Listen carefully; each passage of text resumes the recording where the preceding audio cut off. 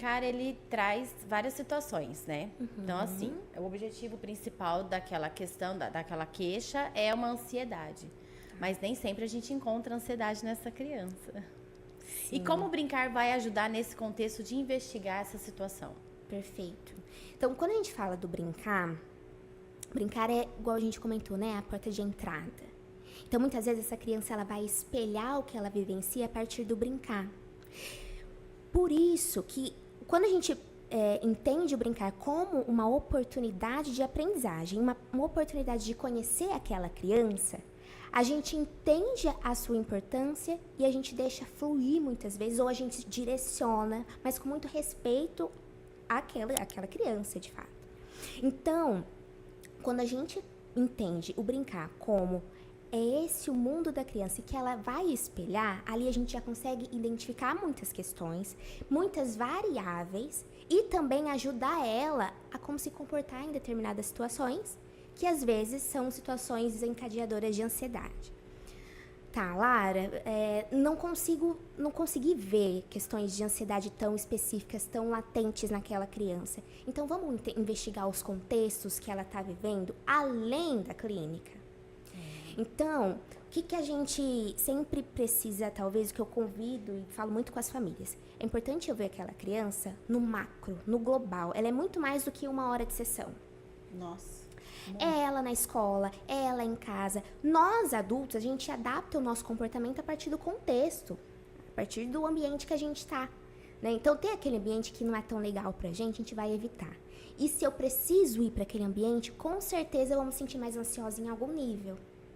Então, aí eu vou precisar de ferramentas, estratégias para manejar isso. Assim também, em algum nível, é com a criança. Né? Então, assim, ok, aqui, em 1 hora de sessão, eu não consegui ver diretamente. Vamos para a escola, vamos conversar com a família, vamos ver além dali, né? Além das 4 paredes de uma clínica, é a gente ir para o mundo dessa criança. Então, o que eu comento muito é sobre a gente ver a criança num global. E o brincar, ele é uma oportunidade justamente para a gente entender e ter sinais de como que essa criança está lidando com as coisas fora do brincar, na vivência dela, né, diária. Até mesmo porque, assim, né, eu falo que a criança que é desenhada e desejada pela família é uma situação. A criança real, nesse macro, é a criança que realmente você tem que enxergar dentro da clínica. Então, na maioria das vezes, é na escola que você consegue identificar a criança que você realmente vai trabalhar, a criança que realmente tem as dificuldades, tem as demandas.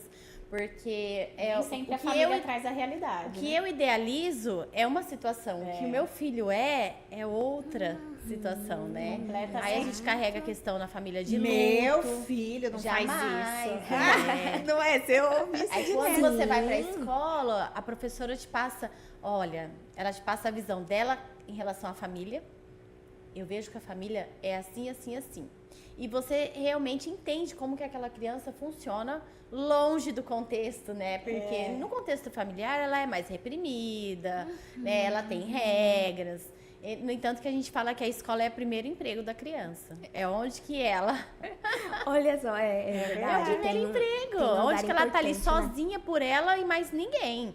Então, é onde que acontece o desfraude mais rápido, é onde que acontece a fala, o desenvolvimento da fala acontece mais rápido, né? A frustração, os comportamentos, né?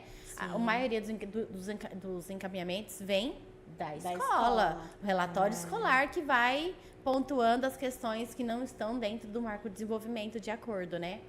Então, eu falo que essa questão do macro, ela é importantíssima. E tem muitos profissionais hoje, Lara, que não saem do consultório. Gente, eles não saem, né? Não saem. Eu acho um absurdo isso. Quando vocês falam da tríade, eu acho que em algum nível tem um ar de competitividade ainda, infelizmente.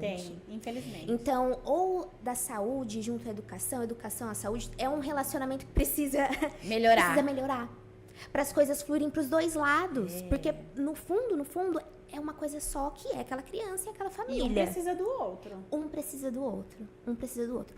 Quando a gente vai falar, dentro da análise do comportamento, a gente fala muito sobre ambiente.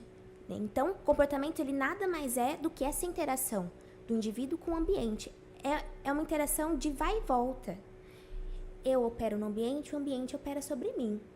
Ok, então se eu entendo isso, eu entender que aquela criança ela vai responder de acordo com as oportunidades que o ambiente também oferece, traz esse convite para os profissionais de educação de estarem atentos, de usar de recursos pedagógicos adaptados quando a gente está falando, por exemplo, de uma criança com deficiência, uma criança neurodivergente, autista, né? A gente tem particularidades dessas condições que precisam ser olhadas, que exigem muitas vezes do profissional essa flexibilidade e essa busca por esse conhecimento também, né, gente? Porque a gente sabe que fazer inclusão é um desafio também. Todos os dias. A Todos inclusão acontece todos os dias, não é só na matrícula. Não, exato. Né? Exato. A escola é inclusiva, meu filho está matriculado lá, mas ele está sendo incluso Exatamente. todos os de dias. fato. Nas atividades, ele nas tá indo rotinas. Ele tá indo lá para passar o tempo, mas a Exato. escola não é uma escola inclusiva. Você vê ela nas E atividades é o que mais diárias, tem, não na matrícula, né? Exatamente. E aí, quando a gente pensa nisso, a gente tem vários problemas aí, né? Isso aí a gente tem um outro podcast pra só falar sobre isso. Já vou marcar o próximo. Já vamos marcar o próximo pra falar sobre inclusão. Porque, assim, quando a gente pensa em construir oportunidades para essa criança, a gente também é ambiente para aprendizagem. O meu comportamento, ele também reflete no comportamento do outro e vice-versa. Olha como que é essa relação.